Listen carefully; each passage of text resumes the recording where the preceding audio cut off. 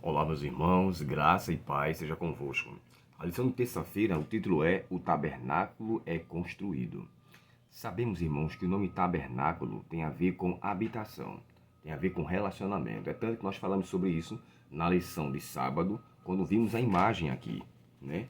O tabernáculo está sendo ponto de encontro para a presença de Deus, assim como também o sétimo dia. E a gente falou um pouco sobre isso, né? O sétimo dia é o santuário de Deus no templo, para encontro com Deus. O santuário, o tabernáculo, melhor dizendo, é um santuário de Deus no espaço para o encontro com a presença de Deus. Ambos envolvem isso. E agora o tabernáculo é construído. Nesse capítulo 36, ao capítulo 39, nós vimos ali detalhes riquíssimos que Deus está dando a Moisés para que tudo seja feito de forma muito minuciosa e detalhada. Lembrando que o santuário ele era um espaço para que o povo entendesse o plano da redenção aqui. E quando Deus fala para que eu possa habitar no meio deles, era habitar no meio deles mesmo em meio à condição na qual ele se encontrava. Vocês lembram que o santuário, ao ter sido feito, o pecador levaria um cordeiro. Simbolicamente, ao confessar os seus pecados para o animal era morto pelo oficiante, ou seja, pelo pecador. E o sangue que representava aquele pecado, ele era levado para o santuário. Dentro do santuário, ele era aspergido nas cortinas do santuário, como também no propiciatório. E ali demonstrava que ficava gravado. Mais adiante, no livro de Levítico, fala que as imundícias do santuário deveriam ser purificadas, ali no capítulo 16.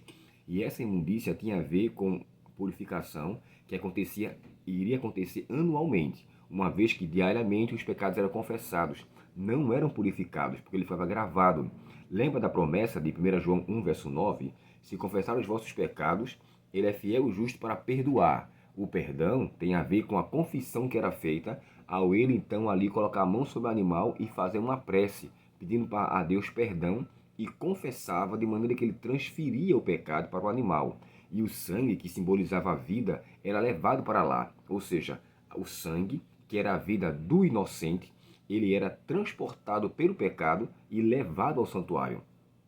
Para ficar mais claro, a confissão acontecia pelo pecador, o pecado era transferido simbolicamente para o animal, o sangue, que era a vida daquele animal que foi derramado, era colocado para ser levado dentro do santuário e ali ficava gravado.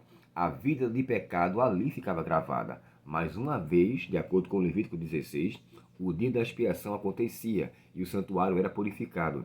E aí se confirmava o restante do verso de 1 João capítulo 1 e o verso 9. Se confessar os vossos pecados, ele é fiel e justo para perdoar. Havia o perdão e purificar de toda injustiça. Purificação, Levítico 16. Então, assim, o tabernáculo, Deus tinha uma preocupação muito grande, que ele fosse feito de acordo com tudo o que Deus tinha mostrado a ele no monte, fazendo com que Moisés pudesse fazer com que a obra do santuário fosse de fato, todo o tabernáculo fosse construído de maneira bem adequada, como Deus tinha então orientado a Moisés.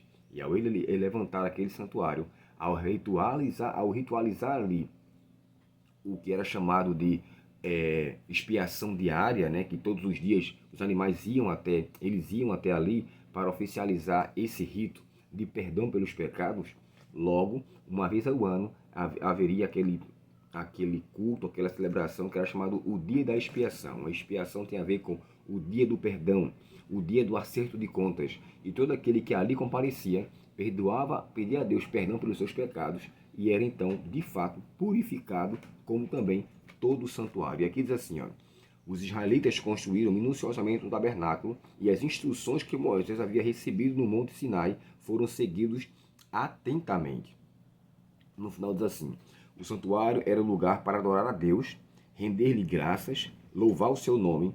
Adorar é desenvolver um relacionamento com Deus, que convida os crentes a desfrutar dessa comunhão.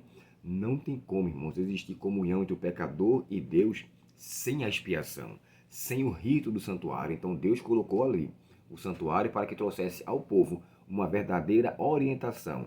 Era uma maneira de educar o povo a saber como servir a Deus em espírito e em verdade, sem pecado, sem culpa. E Deus ainda assim quer relacionar-se comigo e com você. Quando ele fala para que possa habitar, é o que Deus quer fazer em nossa vida. Lembra-se do que Paulo fala aos Coríntios? Não sabeis vós que o vosso corpo é templo do Espírito Santo de Deus e que ele habita ou que ele tabernácula em vós? É o que Deus quer fazer. Que Deus, portanto, habite em nosso tabernáculo, em nosso coração, e ele nos construa cada dia mais para a glória do seu nome. Vamos orar? Obrigado, querido Pai, pela tua palavra e pelas orientações aqui a nós concedida. Que nós possamos, Senhor, fazer valer a nossa vida como santuário ao Senhor. E ao observarmos todos os ritos que eram feitos no santuário terrestre, possamos estar atentos para a obra que está sendo feita no santuário celestial.